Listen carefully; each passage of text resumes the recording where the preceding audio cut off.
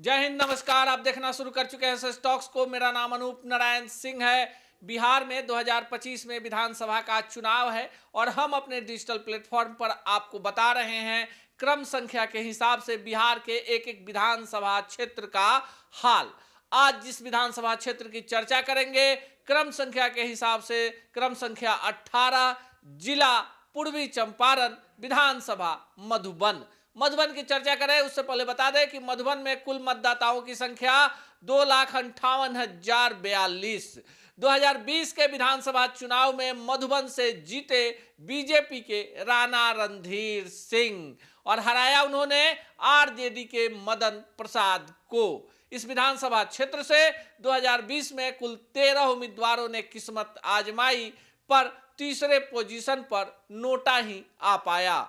यानी 13 में से 10 उम्मीदवारों की जमानत हो गई जब्त। अब चर्चा मधुबन की। राणा रणधीर सिंह बिहार के बड़े क्षत्रिय क्षत्रप समझे जाने वाले सीताराम सिंह के पुत्र। सीताराम सिंह बिहार सरकार में मंत्री रहे, सांसद रहे और उसके बाद उनकी विरासत को उनके बेटे राणा रणधीर सिंह संभाले हुए हैं। मधुबन उनका गृह क्षेत्र है और यहाँ उनका वर्चस्व शुरू से ही कायम है। पर 2020 में खेल जो है बनते बनते बन गया, नहीं तो बिगड़ भी जाता।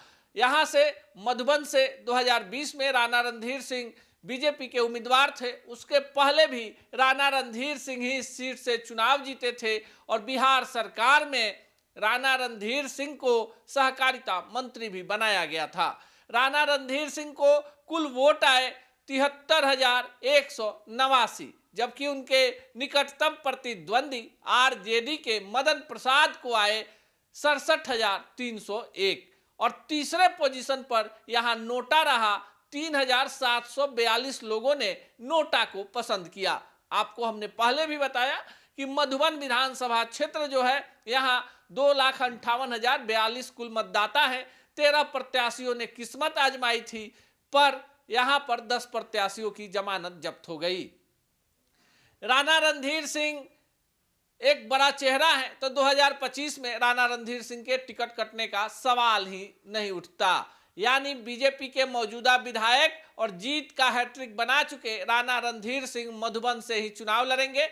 बीजेपी ही पार्टी होगी, सिंबल कमल का निशान, एनडीए का सहारा और राणा रणधीर सिंह उम्मीदवार। तो फिर आरजेडी के तरफ से कौन होगा? कई सारे लोग हैं जो आरजेडी से चुनाव लड़ना चाहते हैं, पर मदन प्रसाद लालू प्रसाद यादव की पसंद है और इसी सीट से वे आरजेडी के उम्मीदवार होंगे, यानी महागठबंधन के। अगर जातीय समीकरण की बात करें तो मधुबन में राजपूतों की तादाद सबसे ज्यादा, दूसरे नंबर पर बनिया, उसके बाद अति पिछड़ी जातियां, अल्पसंख्यक, लेकिन निर्णायक भूमिका में यहां पर बीजेपी का कोर वोटर हो जाता है और ऐसे में राजपूतों की गोलबंदी यहां पर बीजेपी के उम्मीदवार और राणा रणधीर सिंह जो राजपूत बिरादरी से आते हैं उनके जीत का कारण बनता है।